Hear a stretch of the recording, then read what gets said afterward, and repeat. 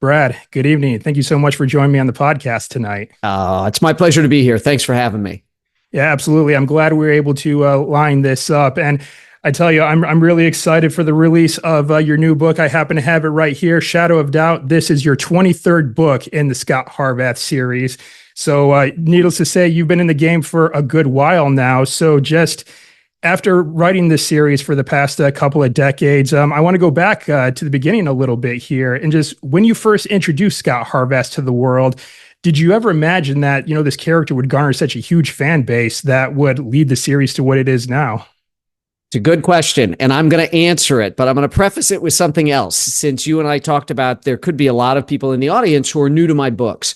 So I tell everybody that my thrillers, yes, they've got the same protagonist. I've done 24 books total, 23 with Scot Harvath. And I tell people that those books are like the James Bond movies. And if there's a brand new Bond film at your local movie theater, you don't need to have ever seen a Bond movie before to go jump right into the latest one. You're not going to feel lost. You're going to get caught right up. And that's the way my books are.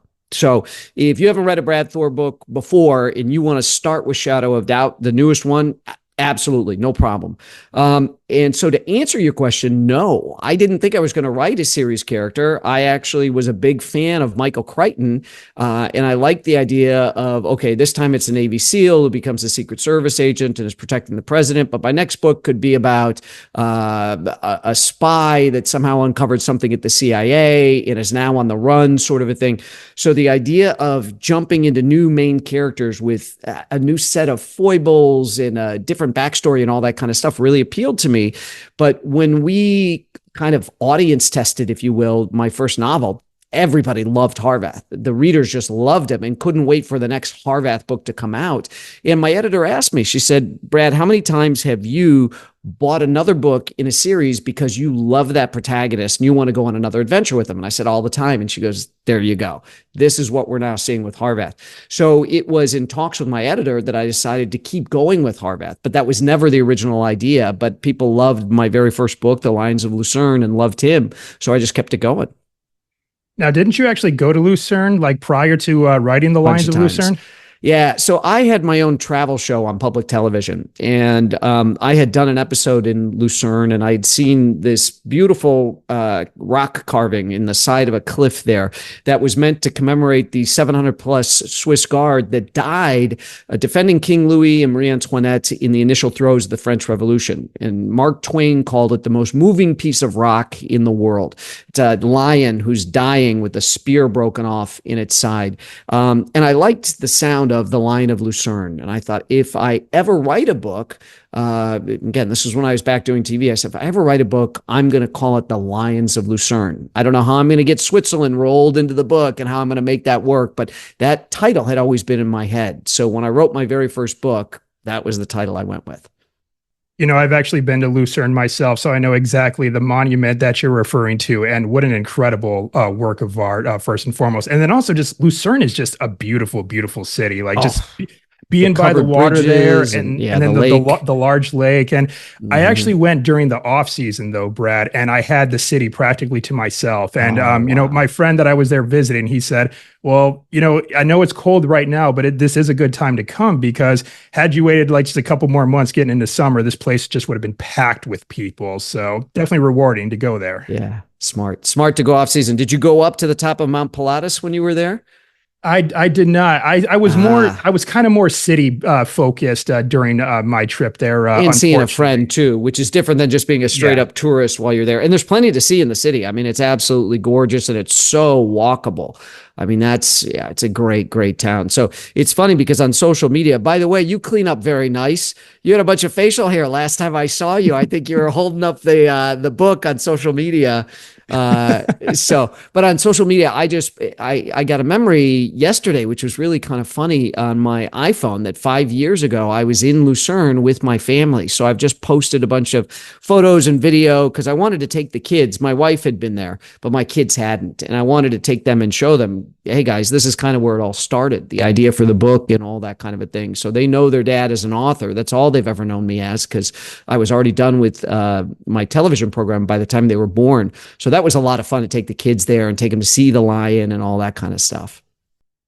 So when you first made the decision to become a writer, or at least Mhm. put out your first book, I mean, I'm not sure exactly if you had this grand vision of turning this into a huge series right from the get-go, or if you just wanted just to get the one book out there. But what did the conversation look like? I don't know if you were married at the time, but like, if so, what did the conversation look like with your wife or maybe like other loved ones when you just told them that, I want to write a book, I want to commit this time, I have this idea, I want to get it out there. Were they pretty open to you doing that, or maybe did you get like maybe a little bit of pushback, just for No, no, lack no, of no, better no. terms? In fact, there's a real origin story here, and it's exactly the opposite of any pushback at all.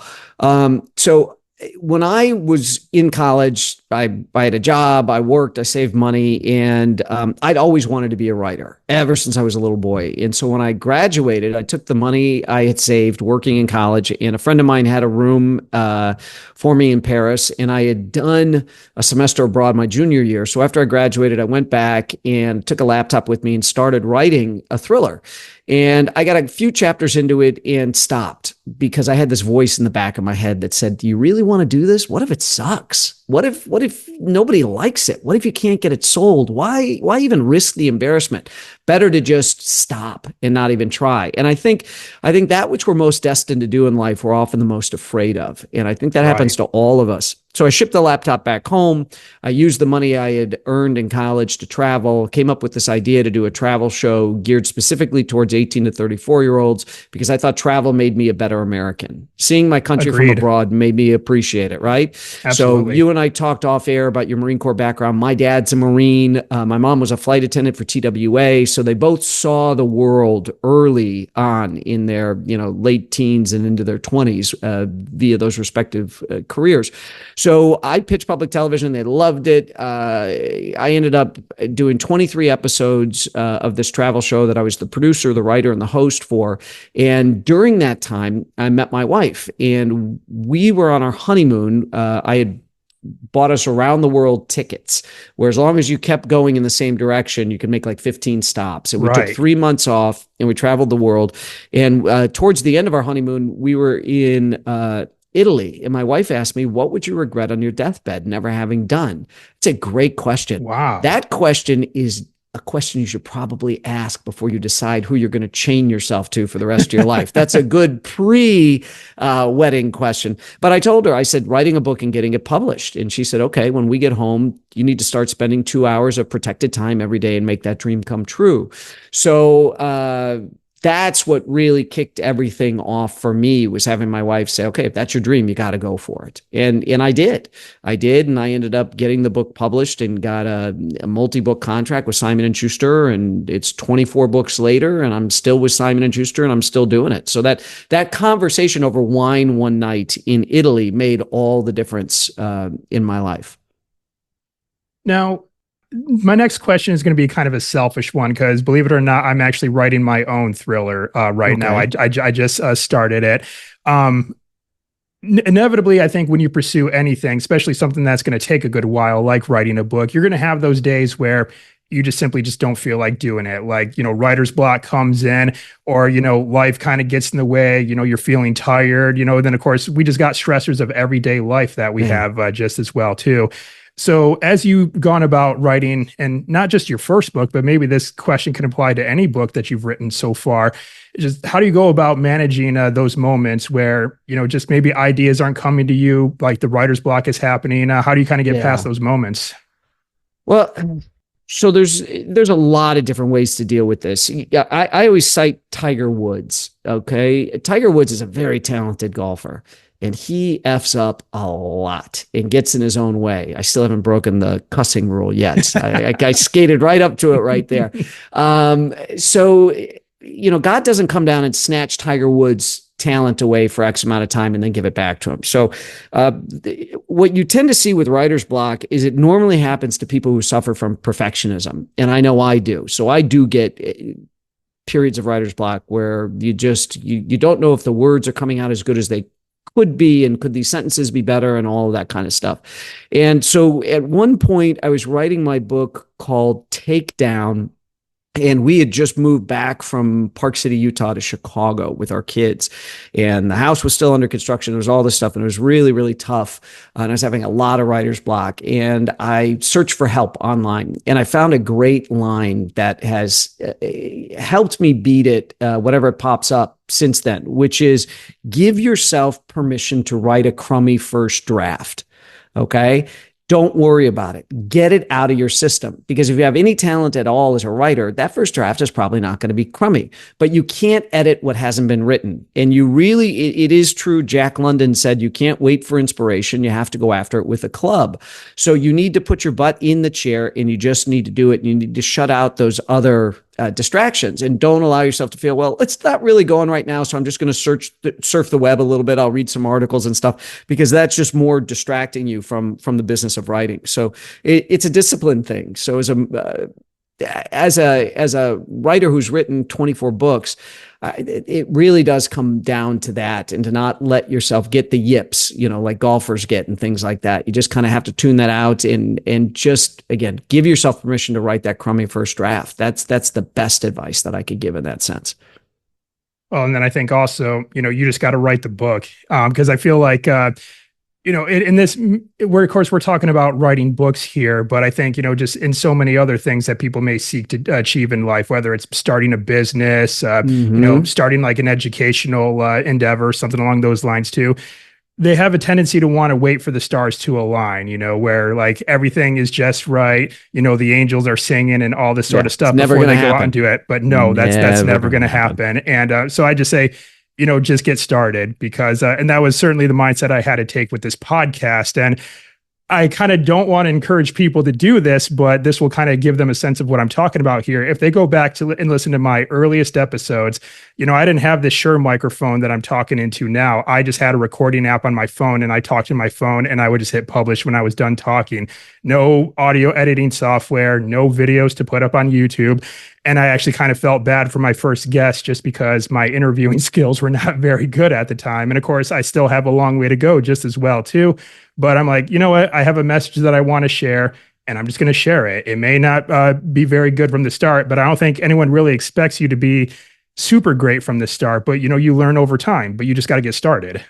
Yeah. That's the key. It's just getting started. And I tell people who have trouble getting started with their writing is you got a choice. You can be a writer, or you can be a waiter. It's up to you. Mm-hmm. Right on, sir. All right. So as you kind of got about writing more of the Scot Harvath series, of course, we mentioned that you have been to Lucerne, which, of course, where your first book takes place. Have there been other places that you traveled to along the way that also turned out to be settings in your books? Yeah. Oh, yeah. I do tons of research for the book. So I've been everywhere for my books. So, yeah, all over the world. Hong Kong, Afghanistan. I mean, tons and tons and tons and tons of places. So yeah, that's one of the neat things, is that is doing the research, is going to those spots and soaking up the locations so that you can write about them in your books and stuff. Yeah. So I've been everywhere. That's one of the, one of the perks of the job. So you just mentioned Afghanistan. What did that entail? Because I'm sure during the time as you were probably traveling there for research, we still had the conflict going on. Oh yeah, no, it was 2008. It was pretty hot and heavy. We didn't get shot at all when we were there. I mean, I heard gunfire when I was there, but none of it was directed towards us. And I got invited to shadow a team without anybody up the chain from them knowing that I was going with them. And they're like, yeah, we're going to deny you were ever with us and stuff like this. I'm like, oh, that's great. But that's how these guys roll. And it was a really good experience. And I did that for my book, The Apostle. So it was very, very, very, very interesting. The best fried chicken I've ever had is in Jalalabad. It was fantastic. And I learned a lot on that trip. And I think the book is so much better for it. I don't think my thriller, The Apostle, be anywhere near what it is, but for that visit to Afghanistan, those couple of weeks I spent over there. Amazing. Now, here's a question that I haven't asked any other author that's come on the show yet. And that is, if you could do a crossover with another protagonist from another series to work alongside Scot Harvath, who would you think you would want that to be, and why? I wouldn't want to do it. I'm not interested. No? Fans ask me that all the time. They've got their favorites and stuff like that. I couldn't work with another author and do that. I think it would drive me insane to sit down and write a tandem kind of a thing with another author. I mean, maybe somebody out there is cool enough and I could handle being around them, but I have enough trouble just doing it by myself with everything that I've got to put together. I can't imagine throwing another cook in the kitchen. So, plus if it's a character that I like it enough, I don't want to spoil it by being involved in it. I want to read it for pleasure. And that's kind of my thing, because I don't read anybody in my genre while I'm writing, because I think it's a huge mistake. Some writers do that and they end up maybe consciously, but I think more, they don't know they're doing it. They adopt the voice of the characters they're reading, some of the plot devices of the author they're reading, and that kind of stuff. So I steer clear of any stuff in my genre unless I'm like on a vacation. But if I'm currently working on a book, I'm the only stuff I'll read is nonfiction, and normally I got stacks of it for my book. So, again, that's probably not the answer you were expecting, but I love some of the other people that I read, and what I do is hard. It's work. It's not fun. It's not fun. I don't have fun doing what I do. It is to come up with 24 novels and to have to hit them so hard that you're still relevant. You're still surprising and thrilling your audience. 2 decades into it, it's work. It's a lot of work. So I wouldn't want to take characters who I love in books that I love to read and climb into those myself and get in the cockpit. I don't want that. I want to be sitting back in first class with a glass of champagne and just enjoying the hell out of somebody else flying the airplane, if that makes sense. Gotcha. Yeah. Now, of course, with you, like you've mentioned, having done this for a couple of decades now, of course, like since you started up until now, there's been a lot of changes in the world. And, I'll focus more specifically on just like the changes of technology, which of course are woven into your stories. But also, I think it just, sort of affects just you as an author too. Like back when you started, getting feedback from the fans about your work, it probably may come like a little bit later once you've kind of gotten like maybe your first week of book sales or whatever that might look like. But now with things like social media and online forums and so on and so forth, the feedback that you get is practically immediate, and I'm sure you're probably flooded with it right away. So what has that been like, kind of navigating those kinds of changes throughout your journey as an author? So that's a great question, actually. So I've always been a fan of the novels written by Robert Ludlum. Actually written by Ludlum. And Ludlum had an author photo on the back of all his books. It was him with a suit, with a trench coat on, and he was standing near the dunes somewhere. I assume it's East Coast because that's where he lived. And that was it. You got a bio on the back of the book, and you got Ludlum's picture. And that was all you knew. And authors were always these romantic figures, that you could kind of dream what their lives must be like and all that kind of stuff. And maybe you'd see an interview with an author in a magazine where they came to the author's house, and then you got to see a little peek into the life of the author. Now the publishers want you, showing people making your stupid kale smoothie and all that stuff. They want you creating all this. All right, I'm going to go there. All this bullshit for social media that they really want you to be constantly online, constantly putting up content for your followers, which is, it's different. I'm not going to say it's good or bad, because I think that's the mistake that people do in life. Anything they don't like or anything that's different than what they used to know is suddenly bad. And I don't think that's true. I think the only thing that's sure in life is change. So everything's going to change. So we're at this point where, we've gone through a tremendous amount of oversharing on social media. Right. So in that sense, I, as an author, don't like some of the gentle pressure that I've gotten over the years from, people in positions of like social media directors or whatever at the publishing company saying, well, why don't you Taco Tuesday? Why don't you show yourself making tacos? I'm like, fuck you. I'm not going to show you making fucking tacos, me making tacos. I think because it's not authentic. And I'm extremely private too, to a certain degree. There's a little bit I'm willing to do, but you know what? I got to have a separation between my work life and my home life. I love my readers. And the other thing is, I don't work for Simon and Schuster. I work for the readers of the books.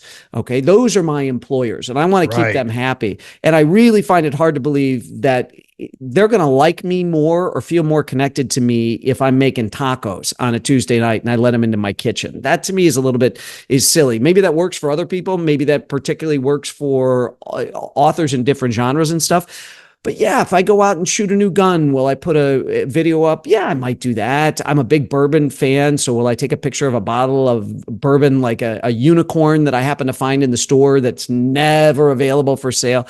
Yeah, I'll do that kind of stuff. So that's an interesting part of it.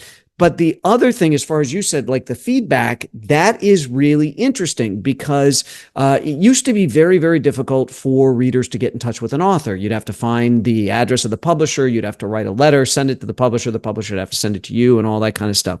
So it's great to hear from readers. And my readers are awesome. And so that for me interacting, and I do most of my interaction on Facebook, that interaction with the readers is absolutely awesome. Now, every once in a while, you get somebody that wants to do a gotcha.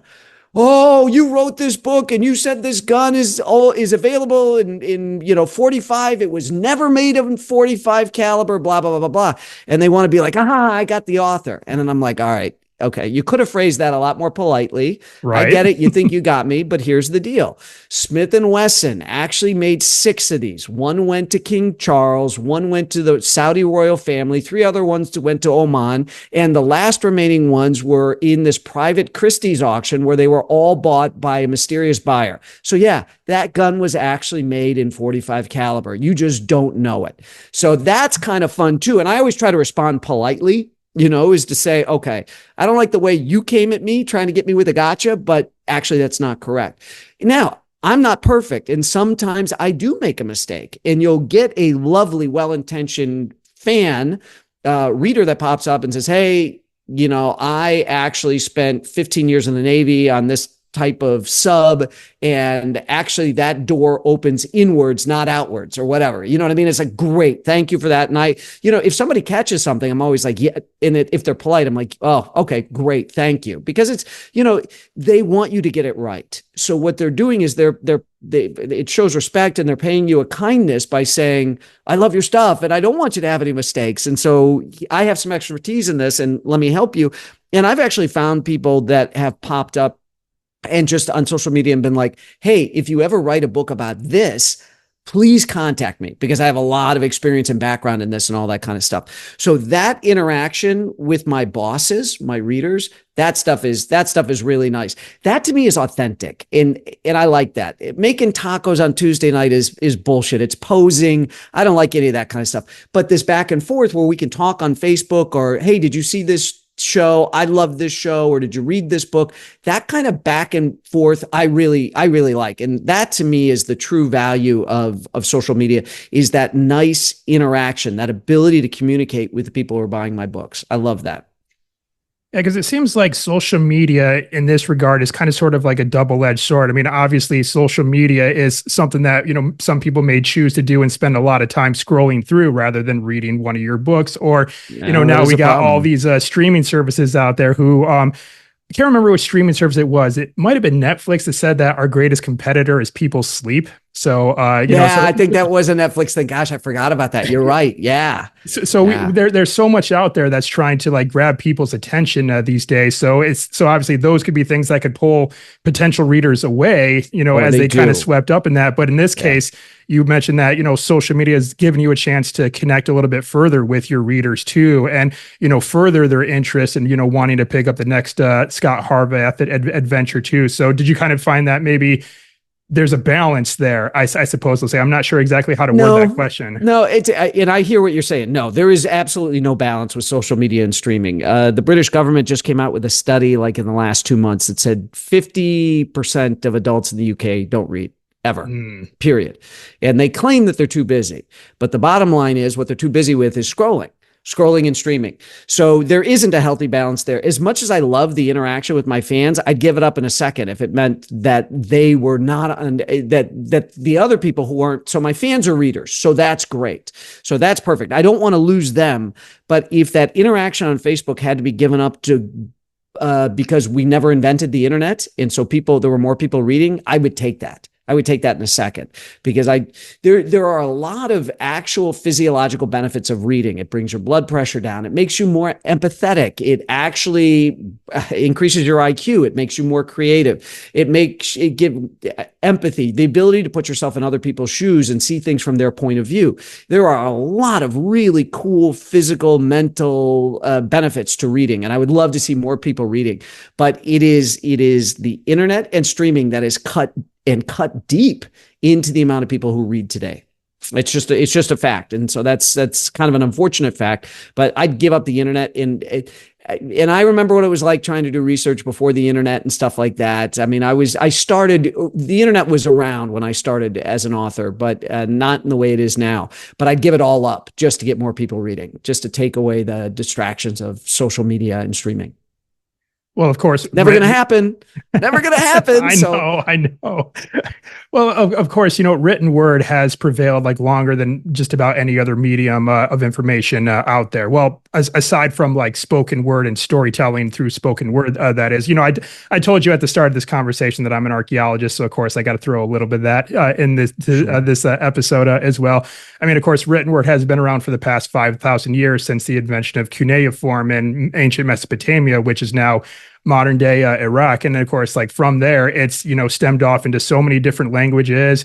And, so many stories have come as a result of it. So it's prevailed for a very, very long time. And so, I'm glad, even though with, the advent of, television, podcasts, streaming services, social media, that, authors like yourself are still able to, keep this large fan base going and your stories going like that. So with that, I want to go ahead and I want to get into this book right here, Shadow of Doubt. So, by all means, tell us a little bit about it. And, even like you mentioned, that those who may be new to your work, they could pick this book up as soon as it comes out and have a good time reading it. So, yeah, can you give us a little bit of a synopsis about it? Sure, I'll give you a little synopsis. So a very highly placed Russian intelligence officer with just a ton of secrets that could shatter the West, defects to Norway.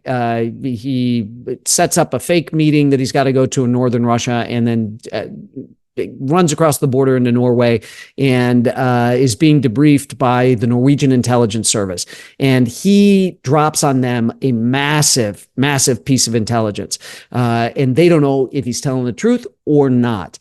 At the same time, in Paris, a French spy has uncovered the fact that there are tons of Russian spies throughout the French intelligence services and the French government, right up to one of the French president's closest advisors in his cabinet.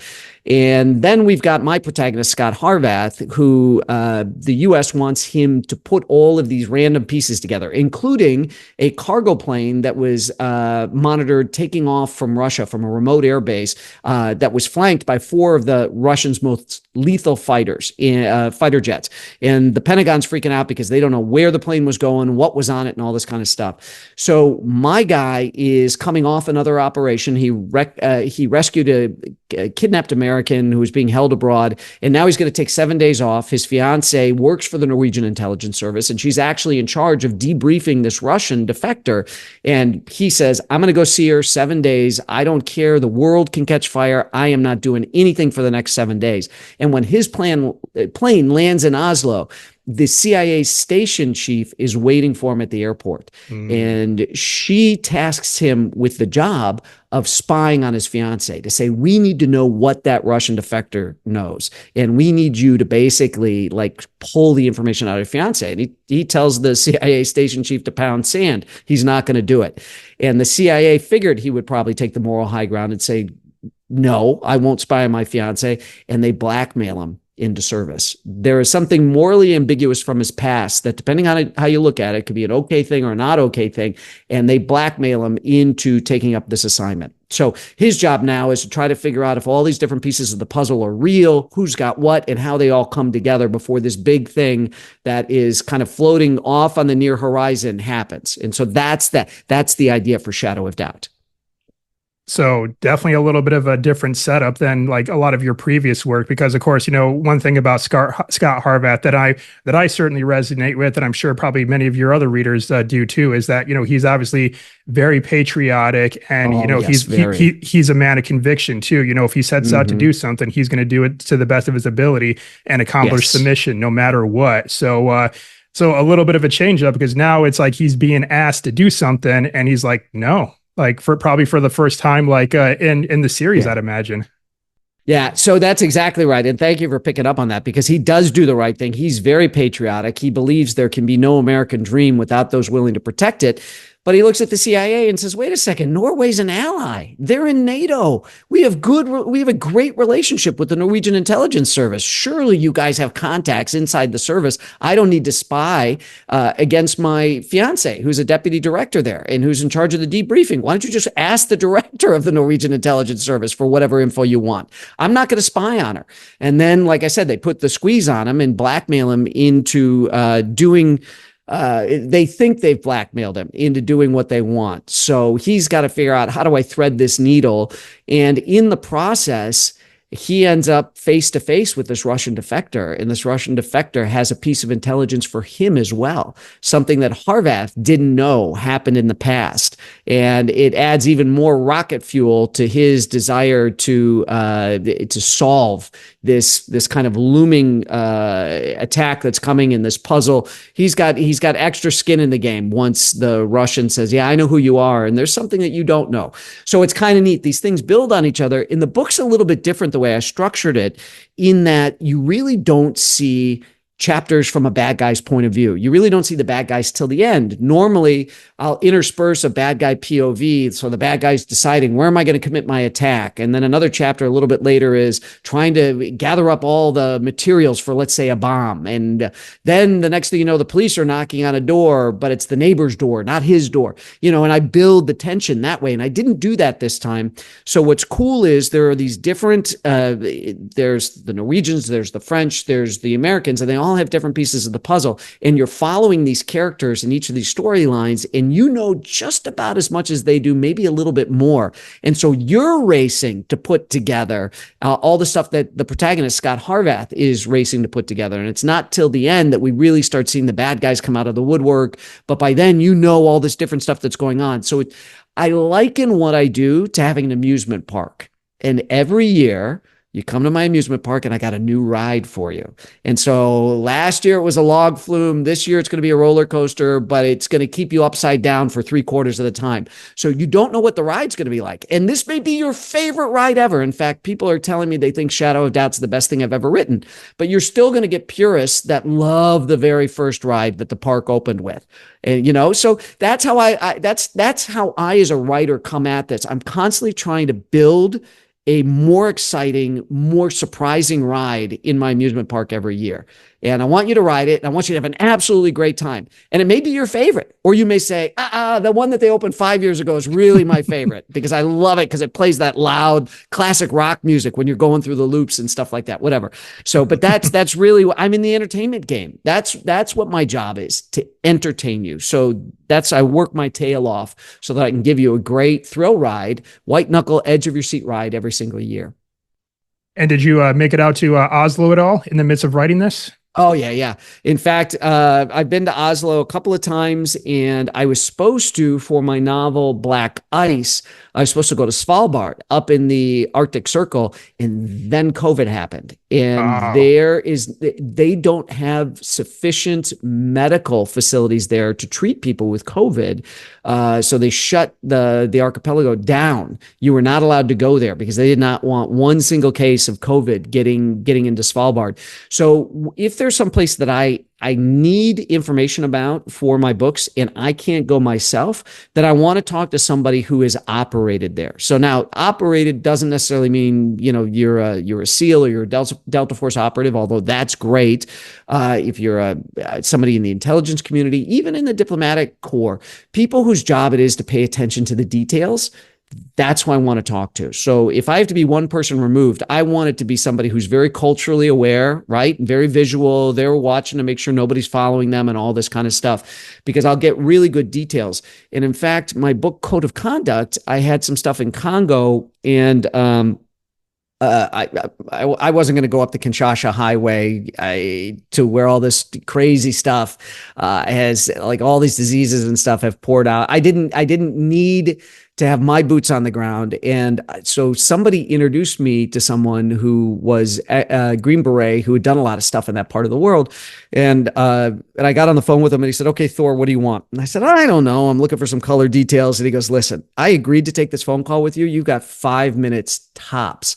So you better ask me some questions or you're not going to get anything out of this since the last time we're going to talk." The guy was like really direct. And I said, "Okay." I said, and I just grabbed something out of the air, right? I said, "I don't know. Does everybody have the same bicycle over there? What kind of bike do they ride?" And he goes, "Oh my God, there's one bike. There is one bike over here that everybody has, and they call it a black mamba because the bike is black, but the tracks that the tires leave in the dirt roads looks like a black mamba snake has gone down that road." And so I put that in the book. And a couple of people, like one person had done missionary work over there, and then somebody else had done Peace Corps work over there. And they're like, "Thor must have traveled over here. That's the only way you would know about this bicycle, is if you were here yourself." And so that's what I'm looking for, those authentic color details to really drop people in there and make them feel like they're a part of the story. And that's the challenge, is to hold people's attention and to really to know how much is not enough and maybe how much is too much, and how to get right in the sweet spot in the middle. All right. Well, as this episode goes live, this will be out on shelves. So how can our listeners and viewers pick up a copy? So Shadow of Doubt, wherever fine books are sold.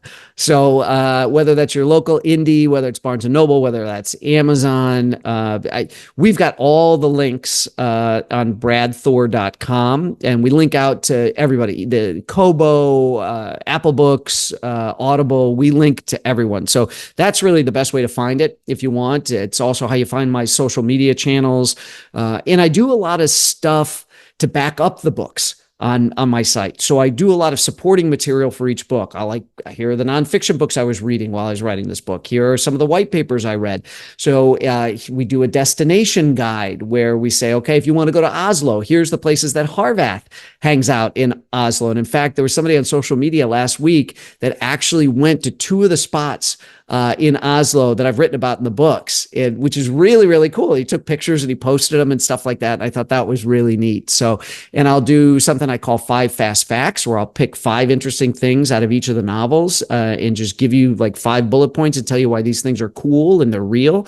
And then we do the destination guide. Oh, and then I'll do some of the coolest pieces of kit, some of the coolest pieces of gear and stuff from each novel. And it's visual. You can click on it and learn more about it, but it's like, oh, it's this pistol, this rifle, this set of, this night vision thing, or it's this bottle of bourbon that was mentioned in the book, and that kind of stuff. So the website's very, very full. It's completely reader focused. It's to give people even more stuff in support of the novel. So if you love the book, you can learn even more by hitting my website, and there's a lot of fun stuff there.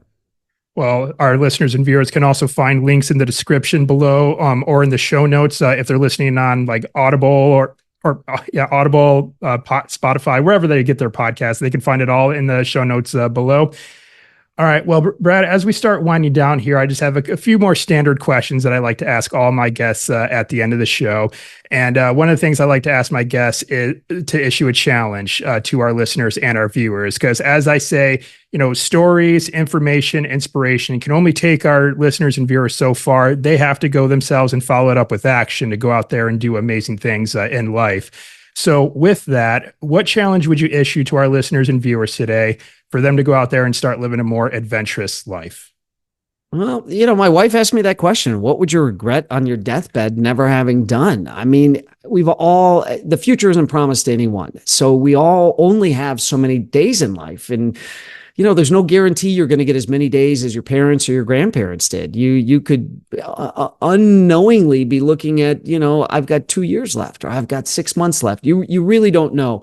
And that's the whole reason I had done the travel series that I did on public television. Is the only thing out on public television for travel at the time was Rick Steves' Travels in Europe, which Right. great show, but it was geared towards people much older than I was at that time, and much older than the audience I wanted to go after. And I thought, don't wait till you're retired. Do it now.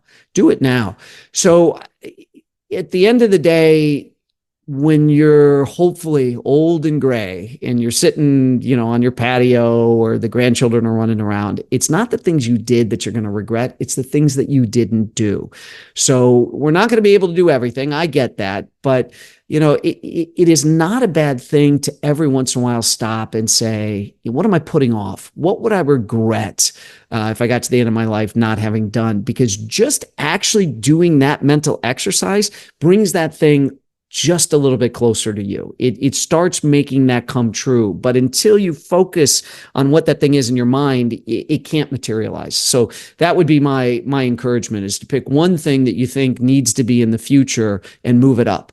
If you had 6 months to live, what's the one thing on that list that you would want to do? And do it now. Do it now, because you just don't know. None of us know. I mean, I'm not going to get hit by a bus because I work out of my house. So I'm not going to get hit by a bus between here and the dining room, but I get hit by a bus tomorrow. And I certainly don't want to have any regrets. Doesn't mean you can do everything, but I'm a big believer in, even like, I used to keep bottles of wine. People would come for dinner and give us a nice bottle of wine, and I put it away for a special occasion. I'm above ground. That's a special enough occasion. I don't keep bottles of wine laying around or bottles of champagne anymore. I drink them. So that's just a good habit, to just appreciate where you are, and to put something. Harvath talks about this, and I'll lay off after this. But in my books, I had heard something once, and I have Harvath. He talks about it in almost in every book I do now, that the 3 keys to happiness are something to do, someone to love, and something to look forward to. And so I really believe in that. Give yourself something to look forward to, and not for when you retire. Make it tangible. Make it something you are actively working towards. Outstanding, sir. Memento mori. Memento mori. Yeah, memento sure. mori. Exactly. Mm-hmm. Hold on. I'm going to lean here. I'm going to point. Where's my finger? Sorry, it's so hard because it's like reverse what I see. So what you can't see above my finger there's something shiny on the shelf right back there. That is actually a skull. That is a stainless. It's actually not stainless steel. It's polished chrome. It is my memento mori that sits in my office that says, and I always have to remember, look at the camera. I'm actually, when I do this, I'm looking right into your eyes, except it doesn't look like that. I have to look into your eyes here. So that is a polished chrome sculpture of a skull, and that is my memento mori that I see all the time in my office. We are mortal. We are all going to die. Don't act like you're not going to. Right. None of us get out of this alive. Yeah. And if anyone doesn't know what we're referring to, memento mori is Latin for remember that you will die. And I might be paraphrasing that, but that's effectively what it means. Just a reminder that, the clock is ticking for all of us, and it's going to run out at some point in time. Hopefully many, many, many years down the road. But like you said, there's buses out there and other things too. There are. And shame on me, because I can't remember if it was Marcus Aurelius or if it was Julius Caesar used to have somebody that rode with him in the big processionals while people were bowing down and cheering and everything, basically whispering in his ear saying, none of this matters. You're going to die. Don't get a big head from this. You are going to die. Keep that in mind. Don't get your priorities out of whack. So that remembrance, that being prodded to remember that, none of us get out of this life alive. That's pretty powerful stuff. Absolutely. All right. So what I have next for you is my final 3. Again, these are 3 fun questions. At least I like to think that they're fun questions that I ask all my guests at the end of the show. So of course you're going to get asked these as well. And the first of those 3 questions is, what is your favorite place that you've been to so far? Man, I love I love France. I love Switzerland. I love Greece. I lived in Greece twice. I lived in Paris a couple of times. It's really hard to pick one place because they're all so different. And I'm blessed to have traveled enough to not have just one very specific place. I love them all for different reasons. So sorry, I'm answering your question, and there isn't one particular place. Well, we got Europe in there at least. So there you go. We'll go with if that. I say that, there you go. Yeah.